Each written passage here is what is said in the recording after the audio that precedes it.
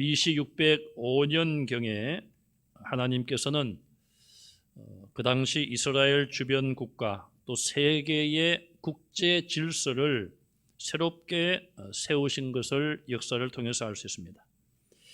그 무렵에 애굽과 아수르가 서로 힘을 자랑하며 서로 경쟁해 왔습니다. 그러다가 바벨론이라고 하는 신흥 왕국이 등장을 하게 됩니다. 그러자 이 애굽과 아수르가 서로 경쟁 상태에 있다가 강력한 새로운 강국이 등장을 하자 애굽과 아수르가 서로 손을 잡습니다. 그래서 수리아의 갈그미스라는 곳에서 큰 전투를 하게 됩니다. 바벨론과 또 상대는 애굽과 아수르의 연합군이죠. 이 전쟁에서 바벨론이 크게 승리를 하게 됩니다. 그 전쟁의 여파로 애굽은 국력이 쇠퇴하게 되고 아수르는 완전히 나라가 망하고 맙니다. 자, 그렇게 이제 신흥 강국으로 발돋움을 하기 시작한 바벨론 나라. 그 나라의 왕 느부갓네살이 왕이 된 지 3년째 BC 603년경에 꿈을 꾸었는데 꿈을 잊어버립니다. 꿈을 꾸면서 이 내용이 범상치 않다. 또 그 내용이 상당히 어떤 걱정거리, 두려움, 그렇게 꿈에서 느꼈는데 꿈을 깨고 나니 내용을 까맣게 잊어버린 것입니다. 전혀 기억이 나지 않습니다. 그래서 이 느부갓네살 왕은 내 꿈을 꼭 알아내야 되겠다. 내가 기억해내야 되겠다. 이거는 예사로운 꿈이 아니다. 그런 생각을 가지게 되죠. 그래서 바벨론의 지혜자들을 다 부릅니다. 박수, 술객, 점쟁이, 점성가들, 자, 이런 자들을 다 불러서 내 꿈을 알아내라. 그러자 그들이 뭐라고 대답을 하죠? 왕이시여, 꾼 꿈을 우리에게 이야기를 하시고 해석을 요청하셔야지요. 참 답답한 일 아닙니까, 여러분? 꿈을 어떤 꿈을 꾸는지 이야기도 안 하고 내 꿈이 어떤 건지 너희가 알아서 내게 가르쳐주고 해석도 하라. 결국은 참 답답한 대화를 하다가 느부갓네살 왕이 진노합니다.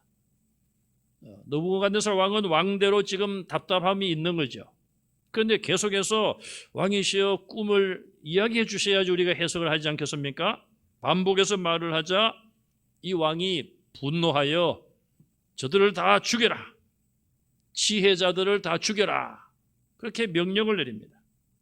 이제 그들은 죽음의 위험에 놓여 있게 되었고 다니엘과 그의 세 친구들도 지혜자들 중에 속하였기 때문에 그들도 죽을 위기를 만난 것이죠. 다니엘이 그 내용을 알고 자기 세 명의 친구들 사드락, 메삭, 아벳느고에게 이 내용을 알리고 기도를 요청하죠. 물론 다니엘도 기도했을 것입니다. 하나님께서 그들의 기도에 응답을 주셔서 2장 19절에 올라가서 보면 하나님께서 환상을 통하여 다니엘에게 느부갓네살 왕의 꿈을 보여주십니다. 다니엘은 건의대장인 아리옥의 안내를 받아 느부갓네살 왕 앞으로 담대하게 나아갔습니다. 왕은 다니엘에게 네가 내 꿈을 알려줄 수 있느냐?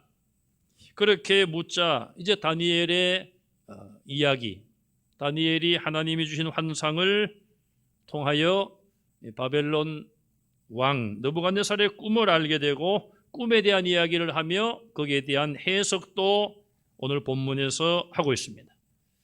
내용이 좀 길지만은 한 사건을 다루기 때문에 우리가 다 같이 끝까지 읽었습니다.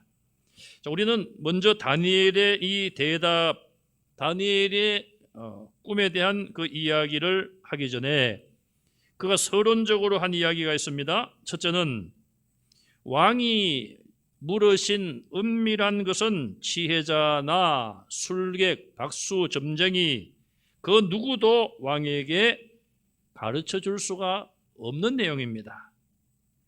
아무리 악한 영을 이용하여 점을 치는 사람이라 할지라도 장래에 대한 일을 예고하는 예언가라 할지라도 왕이 꾼 꿈을 알아낼 사람은 아무도 없습니다.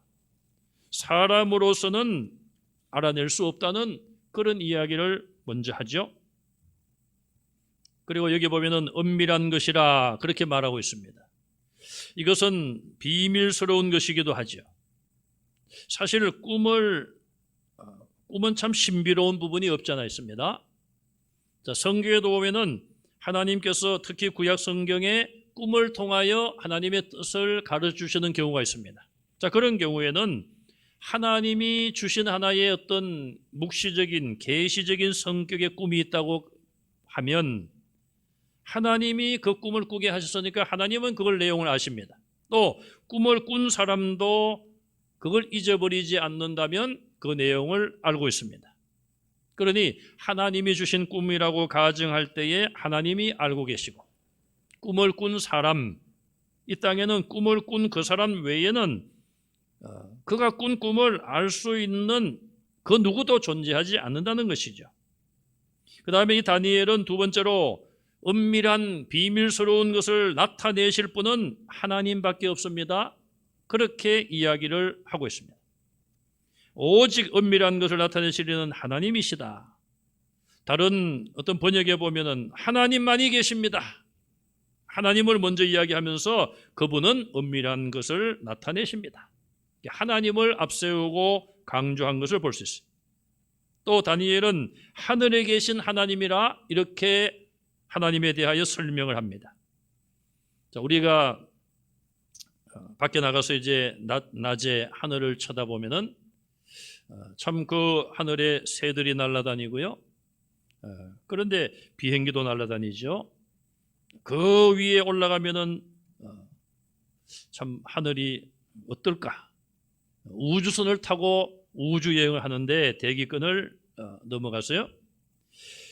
자, 이런 참 우주의 신비로운 그런 모습을 보면서 이 하늘이란 곳이 도대체 어떤 곳인가? 성경은 하늘에 대한 말씀을 굉장히 많이 기록을 하고 있습니다. 사도 바울도 삼청천이라 그렇게 표현을 하기도 했는데요. 우리가 과학의 이런 연구를 빌려서 보면 요즘 우주선이라든지 인공위성, 자, 이런 것을 보면은 우주의 그 참 어마어마한 그 공간, 그 속에 있는 그 별들의 세계, 그 모든 것을 운행하시는 참 우리가 어떻게 상상하기도 어려운 하늘, 거기에는 하나님의 보좌가 계신 것을 성경은 분명히 말씀하고 있습니다. 자, 하나님은 그곳에서 온 우주를 운행하고 계시며 또 지구상에 있는 모든 사람들의 기도를 들으시고 찬양을 받으시고 예배를 받으신 하나님, 우리의 작은 신음소리도 다 듣고 감찰하시고 아시는 하나님. 우리가 요한복음에서 보면 예수님께서는 우리 인간에 대해서 사람들에 대해서 다 아시는 그런 분으로 표현을 하고 있는 것을 우리가 요한복음에서 이미 보았습니다. 자, 하늘에 계신 하나님, 우리는 땅에 있습니다. 땅과 하늘은 천지 차이일 수밖에 없죠. 우리의 수준과 하나님의 어떤 수준은 전혀 다른 것입니다. 그래서 우리는 하늘에 대하여 그냥 상상만 할 뿐이고 성경에 나와 있는 그런 부분으로 우리가 추측을 할 뿐이에요. 이처럼 하나님은 모든 것을 다 감찰하시고 전능하시고 창조주시며 모든 우주를 다스리시는, 하늘에서 다스리시는 그런 하나님이심을 다니엘은 이야기하고 있습니다. 또 그는 이 왕에게 말하면서 왕의 꿈과 해석을 나타내는 것은 자기 자신이 아니라, 인간 다니엘이 아니라 하나님이실 뿐 아니라 또 자기 자신이 다른 사람보다 뛰어난 지혜를 가졌기 때문에 지금 해석하는 것이 아니라, 이렇게 다니엘은 겸손한 마음을 가지고 겸손하게 이야기를 하고 있습니다. 30절에 보면은 다니엘은 자기를 전혀 높이지 않습니다. 자, 우리가 이 아리옥이라고 하는 건의 대장이 지금 다니엘을 데리고 왕 앞으로 인도를 했는데 25절에 가서 보시면 이 건의 대장 아리옥이 느부갓네살 왕 앞에 가서 뭐라고 이야기를 합니까? 내가, 자기가 이 말이죠, 사로잡힌 유다 자손 중에서 한 사람을 찾아내었나이다. 자기의 공로처럼 이야기하고 있어요. 자, 이 말이 사실일까요? 다니엘이 찾아간 것이죠. 아리옥에게. 다니엘이 지금 자기와 자기 친구들과 바벨론에 있는 많은 지혜자들의 생명이 왕의 명령에 의하여 죽음의 위협 앞에 놓여 있었고, 그런 때에 다니엘이 급히 아리옥을 찾아가서 이야기를 한 것이죠. 그런데 이 아리옥은 왕 앞에 내가 찾아내었나이다, 한 사람도 지금까지 왕의 꿈에 대하여 그걸 알려주겠다, 해석을 하겠다는 사람이 나타나지 아니했는데 다니엘이 유일하게 자기 발로 찾아온 거 아닙니까? 그런데 지금 이 아리옥은 그 모든 공을 자기가 마치 세운 것처럼 왕에게 이야기를 하고 있는 거예요. 자, 이것과 다니엘이 왕 앞에 말하는 것을 보면 얼마나 차이가 있는지를 알 수 있어요. 다니엘은 하나님께서 자기를 통하여 자기에게 환상을 보여주시고 그 꿈을 해석할 수 있는 지혜를 다니엘에게 주신 거 아닙니까? 그러면 다니엘이 자기가 이런 이야기를 구태여 안 해도 될 것 같지 않습니까? 그런데 이 다니엘은 정말 겸손한 사람 같죠. 왕이시여, 내가 다른 사람보다 지혜가 뛰어나서 이걸 알아낸 것이 아닙니다. 왕에게 그런 꿈을 주신 분도 하나님이시고, 왕이 잊어먹었던 그 꿈을 저에게 알려주신 분도 하나님이시고, 해석을 하게 하는 분도 하나님이십니다. 나는 다른 사람보다 특별히 뛰어난 것이 없는 사람입니다. 이렇게 이야기를 하고 있습니다. 여러분, 이단들의 대표, 이단을 만든 사람, 교주라고도 하죠. 그런 사람들이 왜 이단이 되었을까요? 결국 겸손하지 못하고 교만한 자리에 나갔기 때문에 이단이 된 경우들이 많이 있습니다. 우리를 대속하시고 우리를 구원하신 분은 예수 그리스도시요, 하나님의 아들이시요, 그분의 십자가의 대속으로 우리가 죄인에서 구원받게 되었다. 그렇게 사도 바울처럼 십자가만 자랑하고 복음만을 전해야 될 텐데 그들은 사탄의 유혹, 또 인간의 교만함, 이런 것에 마음을 빼앗겨서 하나님이 받으실 영광을 자기들이 가르치는 거예요. 그래서 결국은 영적으로 교만한 자들이 다 이단의 교주로 타락하고 만 것입니다. 다니엘은 이렇게 꿈에 대해서 이야기하기 전에 먼저 전제적으로 하나님에 대한 것을 다니엘은 먼저 이야기를 하고 있습니다. 두 번째로, 자, 다니엘은 이제 느부갓네살 왕에게 꿈에 대해서 설명을 하고 해석을 하고 있습니다. 다니엘은 하나님께서 자기에게 환상으로 보여주신 느부갓네살 왕의 꿈을 그대로 왕에게 전달을 합니다. 왕이시여, 왕께서 꿈에 큰 신상을 보셨는데 그것은 크고도 광채가 찬란하며 두려운 모양입니다. 자, 그 신상의 머리는 순금으로 만들었고 가슴과 두 팔은 은으로 만들어졌으며 배와 넓적다리는 노수로 만들어졌고 종아리는 쇠로 만들어졌으며 그 아래 발은 얼마는 쇠, 또 다른 얼마는 진흙으로 만들어졌습니다. 왕이 본 내용을 그대로 설명을 했고요. 자, 그런데 돌이 어디서 하나 날라왔는데 사람이 던진 돌은 아닙니다. 어디서 날라온, 산에서 날라온 돌이 그 신상을 쳐서 신상이 다 부서졌습니다. 그래서 어디론가 다 산산조각이 나서 사라졌습니다. 그런데 그 신상을 친 돌은 태산을 이루어서 온 세계에 가득 찼습니다. 자, 여기까지가 느부갓네살 왕이 꾼 꿈의 내용입니다.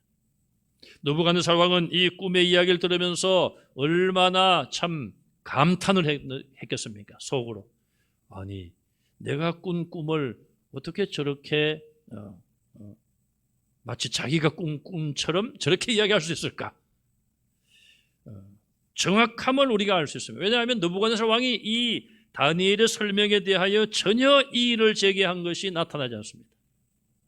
뭐 틀렸다든지 그게 전혀 없는 걸 보아서 하나님께서 주신 그 꿈을 하나님은 또 다니엘에게 그대로 보여주셨고, 다니엘은 그대로 설명을 했으며 느부갓네살 왕은 자기가 꾼 꿈의 내용 그대로를 설명을 들은 것이죠. 그리고 이어서 꿈에 대해서 해석을 합니다. 자, 순금으로 된 머리는 느부갓네살 왕 당신을 뜻하는 것입니다. 당신은 왕 중에서도 왕입니다. 금으로 표현한 것은 앞으로 그 뒤에 나타날 나라와 그 지도자들은 왕보다 못한 존재일 것입니다. 느부갓네살 왕의 마음이 기분이 좋았겠죠. 이 다니엘이 기분이 좋으라고 한 것은 아니지 않습니까? 하나님이 그대로 보여주신 것이고 또 해석도 하나님이 주신 해석을 그대로 하는 거예요. 자, 그러면서 중요한 이야기를 합니다. 자, 왕에게 능력과 영광, 권세 이 모든 것을 주신 분은 하나님이십니다. 그걸 분명히 여기서 밝히고 있습니다. 하나님께서 왕에게 당신에게 이런 모든 권세와 권력을 주셨고 사람들과 덜짐승과 공중의 새들을 다 다스릴 수 있는 그런 통치권을 주셨습니다. 자, 왕 이후에 이제 은이 나오죠. 금으로 된 머리, 그 다음에 가슴과 두 팔이 은으로 만들었다고 그랬어요. 후에 일어날 나라를 상징하는데 메대와 파사를 의미합니다. 성경에도 보면 메대, 파사 연합제국이 나옵니다. 바벨론 이 메대, 파사 연합제국에 의해서 나라가 멸망이 되었습니다. 나중에 세 번째는 노수로 만든 배와 넓적다리가 등장을 하는데, 자, 이거는 그 후에 메대 파사 제국이 망하고 다시 세워질 헬라를 상징하고 알렉산더 대왕이 그 나라를 세웁니다. 마지막으로 새 종아리가 새로 나오고 또 그 밑에 발은 새와 진흙으로 합쳐진 것이 나오는데 이것은 로마를 상징하는 것으로 볼 수 있습니다. 자, 이 하나님께서는 바벨론 왕 느부갓네살에게 바벨론이 망하고 그 이후에 세계의 패권들이 어떻게 바뀔 것인가, 거기에 대한 이 꿈을 통하여 그것을 미리 알려주신 것을 볼 수가 있습니다. 그럼 뜨인 돌은 무엇인가? 34절에 보시면은 역사의 주인공으로 오실 메시아임을 알 수가 있습니다. 하나님께서는 이미 구약의 선지자를 통하여 메시아를 보내주실 것을 예고했습니다. 이사야 선지자를 통하여서 BC 700년경에 처녀가 잉태하여 아들을 낳으리니 그 이름을 임마누엘이라 하리라. 하나님이 우리와 함께 하신다. 메시아가 오실 것을 이미 예고를 했습니다. 자, 이 손대지 아니한 돌이라, 사람이 던진 돌이 아니라 그 말입니다. 사람의 손으로 하지 아니한 뜨인 돌. 자, 인간의 역사에 인간이 개입하는 것이 아니라 하나님께서 역사를 주관하시고 개입하심을 의미하고 있습니다. 그리고 하나님의 아들을 이 땅에 보내주시고 메시아가 오심으로 그 메시아가 인간의 역사를 주도하실 것을 이야기하고 결국 마지막에는 심판을 통하여 메시아 왕국, 예수 그리스도께서 왕으로 다스리는 영원한 나라를 세울 것을 상징하고 있습니다. 35절에도 보면 새와 진흙, 놋, 은, 금 다 이것이 부서지게 되고 여름 타작마당에 겨같이 되어 바람에 불려 간 곳조차 찾아볼 수 없게 된다. 마지막 날 심판주로 오실 예수 그리스도의 심판을 통하여 인간의 모든 역사가 끝날 것을 예고하는 말씀입니다. 그럼 뜨인 돌은 태산을 이루고 온 세상에 가득하다. 이 의미는 무엇을 말합니까? 예수 그리스도의 십자가의 대속과 구원, 그 복음이 이 땅에 전파됨으로 인하여 복음이 땅끝까지 전파될 것이고 온 세계에 교회들이 세워지고 교회들을 통하여 하나님의 구원받을 백성들이 구원 얻을 것을 상징하는 말씀입니다. 이 예언된 이 모든 것들은 2600년이 지난 지금도 성취되어 가고 있습니다. 지금도 세계 여러 나라의 선교사님들이 나아가서 복음을 힘있게 전파하고 있습니다. 복음은 예수 그리스도의 십자가의 대속을 통한 구원이죠. 예수님 외에는 하나님 아버지께 나아갈 길이 없고 예수님을 믿는 것만이 영생을 얻을 수 있는 유일한 길임을 오늘도 선교사님들을 통하여 온 세계에 그 복음이 전파되고 있습니다. 자, 이 느부갓네살 왕은 하나님을 믿지 아니하는 이방 나라의 왕이었고 그 당시에 세계 최강의 나라의 지도자였습니다. 하나님께서는 그 왕에게까지도 섭리하셔서 꿈을 꾸게 하시고 또 그 꿈을 잊게 하시고 다니엘을 통하여서 그 꿈을 그에게 가르쳐주며 하나님의 뜻을 그에게 전하게 하셨습니다. 자, 이 모든 일들은 오직 하나님의 철저한 계획 속에 이루어진 것임을 알 수가 있는 것입니다. 마지막으로 느부갓네살 왕의 반응을 보겠습니다. 자, 이 느부갓네살 왕은 꿈을 꾸고 꿈을 망각한 채 얼마나 답답한 시간을 보내겠습니까? 참 우리가 생각할 때는 말도 되지 않는 그런 명령까지 내리지 않습니까?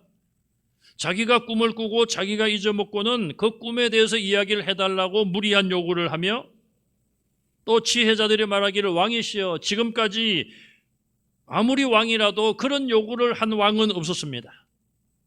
왕이 꿈을 꾸고 자기가 잊어먹고 우리에게 그걸 밝혀달라고 요청한 왕은 없었습니다.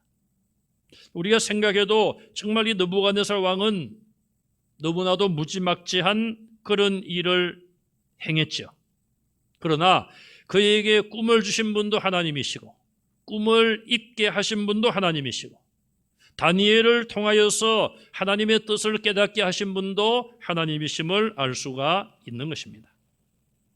자, 이렇게 느부갓네살 왕이 다니엘을 통하여 자기가 망각했던 꿈을 다 이야기 듣고 해석까지 듣게 되었습니다. 그래서 느부갓네살 왕은 46절에 보니까 다니엘에게 엎드려 절을 했습니다. 왕의 자리에서 일어나서 다니엘이 누구입니까?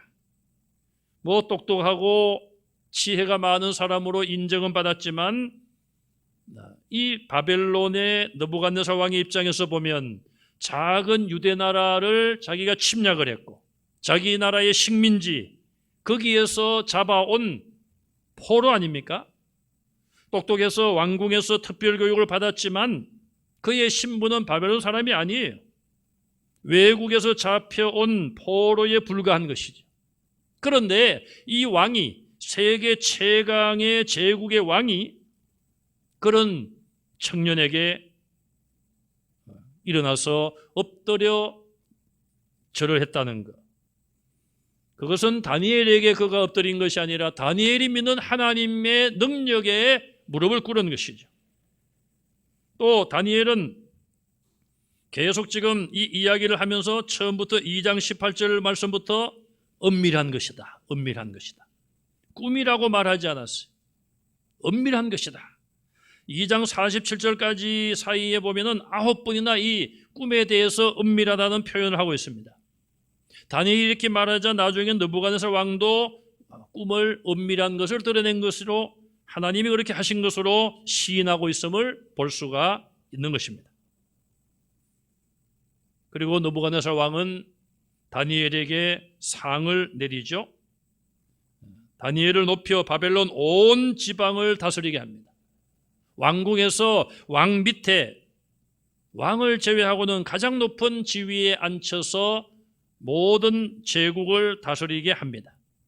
왕 다음으로 가장 높은 위치에 그를 앉힌 것이죠.